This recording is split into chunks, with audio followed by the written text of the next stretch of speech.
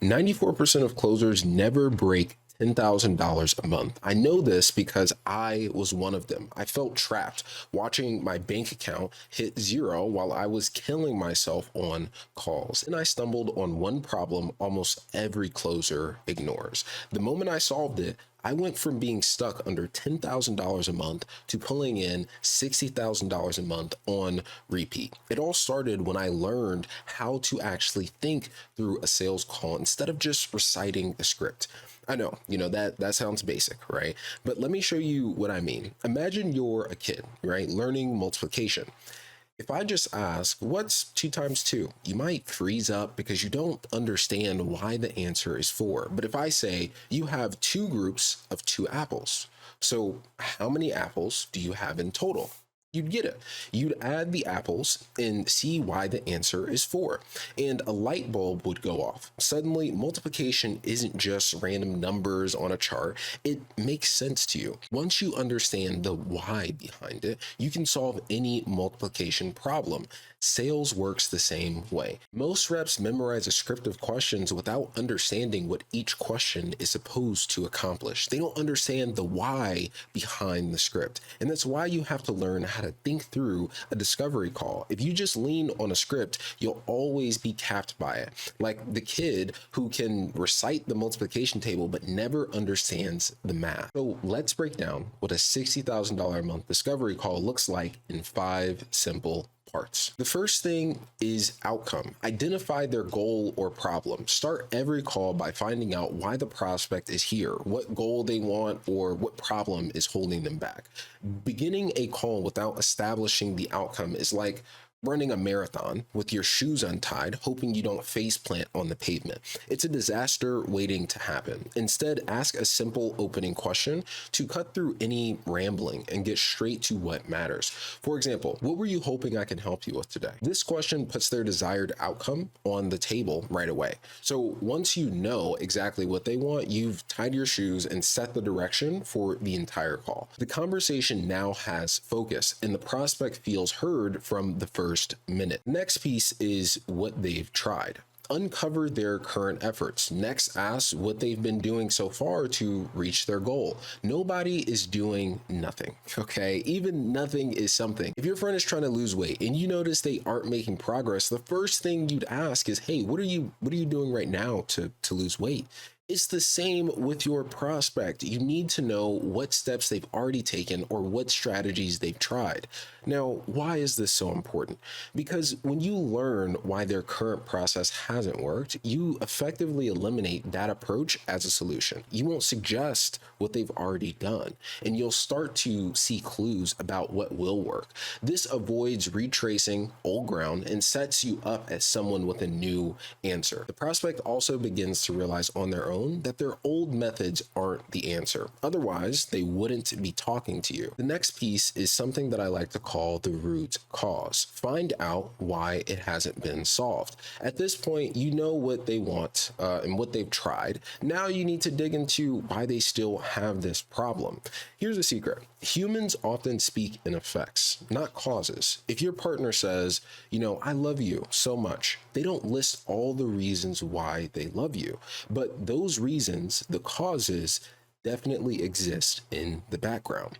It's the same with prospects talking about their struggles. If their previous approach truly solved their problem, they wouldn't be on this call today. So your job is to uncover the root cause. Why hasn't their effort gotten them to their goal? Also, explore the consequence or concern. And this is usually exampled by asking questions like, why do you think that didn't work for you? And what's the concern if you don't figure out how to solve XYZ? This is the moment everything can shift. When you pinpoint the real reason behind their struggle, the root, and get them to acknowledge what's at stake if it continues, which is the concern, you create urgency and clarity. So just making this shift in discovery has led to huge wins. I've seen a rep named Drew go from $6K a month in a Navy job to $10,500 in his first 25 days of high ticket sales. Another closer went from $4K a month to $30K a month and became a sales manager. And another closer, Grace, was completely aimless in her sales process. And after zeroing in on the root issue, she now calls her process frictionless. Identifying the real cause and consequence lights a fire under your prospect and lays the groundwork for massive breakthroughs. So if you're wanting results just like them, check out in the description. I have something there that could help you actually do that. Now, the next piece is why it matters. Dig into their deep why. You need to get personal. Why is solving this problem important to them right now? What is the deeper reason they absolutely need this outcome? Until the prospect spells out what success truly means to them, making a change might feel like a nice to have instead of a must. So here's a quick story. If I told someone to get your dream body, you have to eat 6 meals a day, train 6 times a week, never eat out again, and it'll cost $8,000, it probably wouldn't land. It sounds like a lot of work and a lot of money, but what if that person instead told me, I need to change. I have to lose this weight so I can finally be the father and husband I want to be. If I don't, my wife may never touch me again. Now that hits deep because there's an emotional why. In a sales call, you want the prospect to voice their own emotional reasons, just like that. Ask questions such as like, what would achieving this goal do for you personally? Or something like, if you never achieve that life, you never become the father you want to be, like, what is that life look like for you? Okay, you get them to paint the picture of their dream outcome and the nightmare if they stay stuck. This gives them a powerful reason to act. Now, when they say out loud, I need to do this so I can be a better dad and not lose my family, for example, the call shifts. Suddenly, this isn't about a casual inquiry. It's about their life, their identity, their future. They see a vision of what they want and what they fear. And that contrast creates serious urgency to move forward. The next piece is the commitment. Are they ready to fix it now? So finally, before you ever transition into pitching a solution, find out if the prospect is ready to take action. Okay, so after all the pain and the dream have been, laid out, this is the moment of commitment. You might ask flat out, are you ready to do what you need to get to XYZ goal? This question is simple, but it's powerful. If they hesitate or aren't ready, no pitch will save the deal today because they haven't decided to change yet. But if they say, yes, I'm ready to do what I need to become XYZ, then they've made a commitment to themselves. They're basically telling you and themselves that now is the time. Once they've given that yes, they're mentally prepared to hear your solution. It's that simple. With the problem, their failed attempts, their root cause, their emotional why, and their crystal clear commitment, they are primed and hungry for a solution. So now they're ready for the pitch. Now, let's talk about what a winning pitch looks like. This is broken down into 4 phases. It's the foundation, ascension, identity, and timeline. The biggest mistake sales reps make in a pitch is thinking the product is the pitch. It's not. Your actual coaching program or service, the features, the modules, the calls, that's maybe 10% of the equation. The other 90% is the prospect's perspective. In other words, how you frame the offer in their eyes is everything. Think about YouTube, for example. Every good video starts with a hook that gives you a reason to keep watching. If you go back to the beginning of this had a reason for you to keep watching. So a sales pitch works the same way. You need to start by giving the prospect a reason to keep listening. I structure my pitch in 4 parts to make sure the prospect is hooked and sees massive value. This is again going to be the foundation, ascension, identity, and timeline. The foundation, you're going to give them a reason to listen. This is the hook of your pitch. Don't drive straight into products and features. First, paint a clear picture of where they are now and where they could be with your help. Essentially, you're answering, why should this person pay attention to what I'm about to say? My favorite way to do this is by literally stating the outcome and the payoff in one sentence. For example, my goal is to take you from $5K a month to $15K a month so that your wife doesn't have to work anymore, and do it within the next 6 months. Do you see what happens there? In one line, I've shown I understand where they are, 5K a month, and where they want to be, 15K a month, and why it matters to them so their wife can stop working and relieve that burden. I've also given a clear timeline, 6 months. Prospect hears this and thinks, okay, This person gets my situation and desires. They're instantly hooked, wondering how you'll make that happen. Now, you've given them a compelling reason to listen on because now the pitch is about achieving their dream outcome, not just buying a product. The next part is ascension. Outline your solution step by step without overload now that they're paying attention. It's time to present what you're offering. So you must do this in a way that ascends logically and doesn't overwhelm. A common mistake is to start, feverishly dumping every feature and detail of your program, hoping something impresses them. Now, remember the last time you tried to learn too much at once and your brain was just like, oh, I'm done. I'm fried. I can't do this anymore.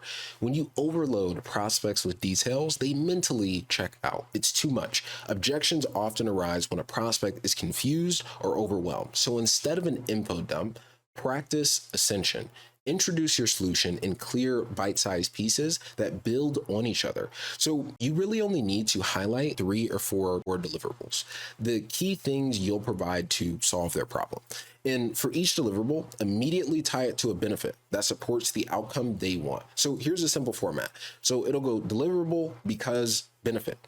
For example, you might say, we give you an accountability coach because when you're trying to change habits, your mind will try to pull you back to your old ways. With our coach in your corner, you'll never fall off track. See how clear and lean that is. You're not listing every little thing. You're highlighting one powerful element of your offer and explaining exactly why it helps them. Do this for the top 3 or 4 deliverables. Each time, name the thing, say because, and give the benefit. As you go through these, the prospect isn't getting lost. They're nodding along, visualizing how each part of your program directly knocks down one of their problems. By the end of this ascension, they understand what they're getting and how it gets them to their goal, all without feeling overwhelmed. By now, you've built up the value step by step. So it's time to move on to the next piece, which is the shift. Tie the offer to who they want to become. Once you've laid out the deliverables and benefit, you need to make it mean something bigger to the prospect. This is what I call the shift, connecting your solution to their identity and aspirations.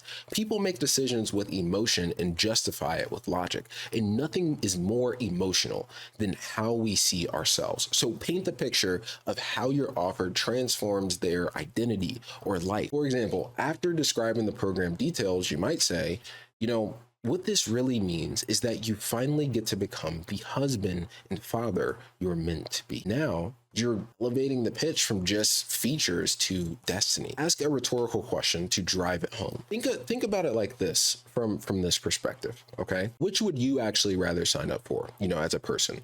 A bunch of meal plans and coaching calls, or becoming the man that your wife looks at with pride again? Anyone can hand out, meal plans and guides, but very few can say their offer helps the prospect become a proud husband, a confident leader, or whatever identity matters to them. Identity wins every time. When you frame the outcome of your program as becoming a better version of themselves, the prospect's heart jumps in. They stop thinking about, dollars or features and start thinking, this is who I want to be. And if your solution is the bridge to that better self, it becomes priceless in their mind. The final piece, and almost nobody does this, is giving a concrete timeline for results. Why is this so crucial? Because people don't just care what result they'll get, they care when they'll get it. Think about all those marketing promises you see, right? Get X result in 90 days or your money back. There's a reason for that. A timeline makes the outcome feel real and attainable. So lay out a few realistic milestones for your prospect. I like to break it down into 3 simple chunks. For example, month 1, you get this small win. Month 3, you get this medium win. And month 6, you get this big win. Now, don't think you're tied in to only using months 1, 3, and 6. Use months that align with your actual program length for when most people see a result, but you want to get them the results as fast as possible. Now, let's say you're selling a fitness coaching program. You might tell them in the first month, you'll lose those initial 5 pounds and feel your energy returning. By month 3, you've dropped down at least 15 pounds and your coworkers are starting to notice the change. By month 6, you're 30 pounds down and in the best shape of your life, and you've totally changed your routine and you feel like a completely new person. Now, the prospect can vividly see their new self over time. You've given them a roadmap in their mind. This does two things. It sets honest expectations, building trust, and it creates anticipation. They can't wait to reach those milestones. So when you wrap up your pitch with a clear timeline like this, the prospect isn't left guessing or uncertain. They know exactly what result they're signing up for and how long it'll take, which makes them far more comfortable saying yes. So after covering these four parts: foundation, the reason to listen; ascension, deliverables with benefits; identity, emotional meaning; and timeline, when the results happen, you've essentially built an irresistible offer in the prospect's mind. At this point, you'd reveal the investment or the price and simply ask for the sale, because you structure the pitch around their desires and future. You'll find that many prospects are ready to enroll right here, often with like little to no pushback. In fact, a lot of my clients start closing deals at this stage, sometimes wrapping up the whole call in 15 to 25 minutes. But yes, objections can still happen. Even with a great, discovery and pitch, you'll occasionally hear things like, "I need to think about it," or "I need to talk to my spouse." High earners, those 60K months we're after, know how to handle these moments smoothly. So if you want to consistently hit $50,000 to $60,000 months, you need a reliable system for objections too. So let's break that down. Here are the 4 steps to handle an objection like a pro. Here's the truth: you can't overcome an objection until you know what it really is. Often the first objection you hear isn't the core issue at all. It's like a smokescreen or a knee-jerk reaction, and that's why step 1 is so important. You need to isolate. Find the real issue. When a prospect throws out an objection, your first move is to isolate it. Imagine you're bowling, right? And the lanes is full of pins. Plus there's gutters on both sides. It's chaotic and hard to hit your target. But if you could magically remove all but one pin and put up the gutter rails, you'd be pretty confident about knocking that one pin down, right? That's what isolating an objection does. It removes the noise so you can focus on the one thing that's truly in the way.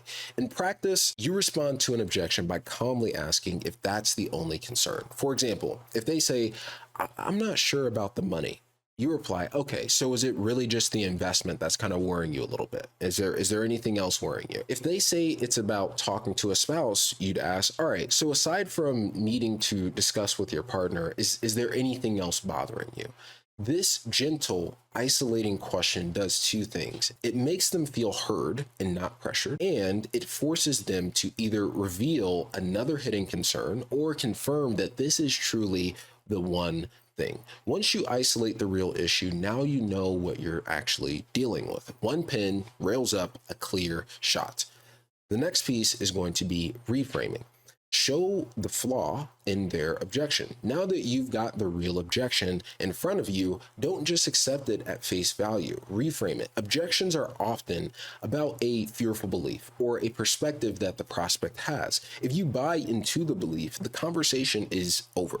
Instead, you need to respectfully challenge it and show them a different way to see it. Essentially, make the objection look fundamentally flawed or small. A great method here is to dramatize the objection to the extreme so they realize it's not as big or as logical as it sounds. For a classic example, if the objection is money, you might want to ask, "So if this program guaranteed you'd be making $15,000 a month a few months from now, would investing 5K today really put you out on the street? Or would it truly leave you homeless where you got to sign out shaking for change," right? Obviously, the answer is no. $5,000 isn't going to ruin them if they're soon earning triple that every month. By posing it this way, you help them see the cost in context of the payoff. The shock of the price starts to fade when they picture the real outcome. You can almost see the prospect's wheels turning when it's like, "Well, when you put it that way, no, I wouldn't be homeless. And actually, $15,000 a month would change everything." The exact reframe depends on the objection, but the goal is to shine a spotlight on the irrationality or the fixability of the concern. You're not being dismissive. You're helping them realize that their obstacle, whether it's money, fear, timing, is solvable and not the true deal breaker that it appears to be. After that, you need to push for the why. Make them argue for their dream. right? After you've reframed the objection, it's time to get them to persuade themselves. I call this pushing for the why. This is where you remind them what's really at stake and have them verbalize why they won't let this stop them. It flips the dynamic of the call. For example, you could say something along the lines of like, look, you could walk away and be like so many people who let the fear of spending money stop them from ever achieving their dreams. But honestly, do you want to be one of those people? This question hits deep. The prospect will almost always respond, no, I don't. Now, you dig one layer deeper, well, why not? Suddenly, they start telling you their reasons because I promised myself I'd succeed, because I don't want to be stuck in the same place next year. Now they are selling themselves on the solution. They're literally voicing why their early objection, like the fear of investing money, is not going to hold them back. By pushing for their why, you turn the objection moment into a powerful affirmation of their goals, and the prospect reaffirms their commitment and practically convinces themselves that moving forward is the right choice. Lastly, you need to push them towards action. Get them to outline the next step. So you're finally turn that renewed commitment into a concrete action. The last step is straightforward but incredibly effective. Ask them what they feel they need to do next. It might sound like, all right, so what do you think you need to do now to become the guy making 15K a month? Then stop talking and just let them answer. Typically, if you've done everything up to this point, you'll hear them say something like, well, I need to just go for this and sign up, or I need to invest in myself and do this. When they say the solution in their own words, it's game over in a good way. They've chosen their path forward voluntarily. There's no gimmick or sleight of hand. They're literally telling you they want in. This is really powerful psychologically. People are much more likely to follow through on a decision that they feel they made rather than one they were, talked into. By pushing for action in their words, you're letting them cement the decision internally.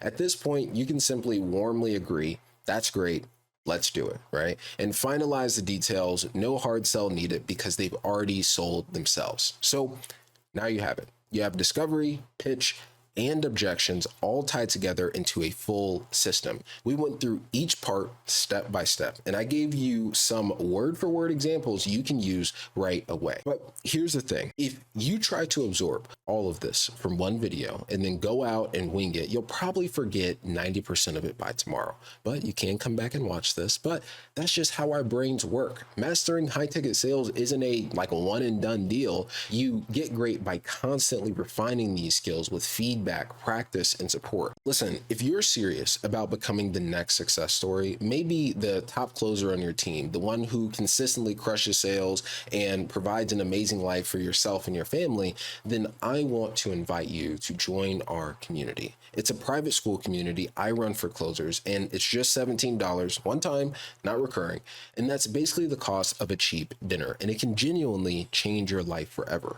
Inside, we do weekly group calls, live role plays, and deep dive trainings on everything you just learned. When it comes to discovery, pitch, objections, all of it, you get access to proven frameworks and a vault of resources I never share on YouTube, and I will never share on YouTube. More importantly, you'll be surrounded by people who are on the same journey, pushing each other to get better every week. Imagine having a place you can go anytime you get stuck on a call where you can get advice from folks who have been there and fixed it.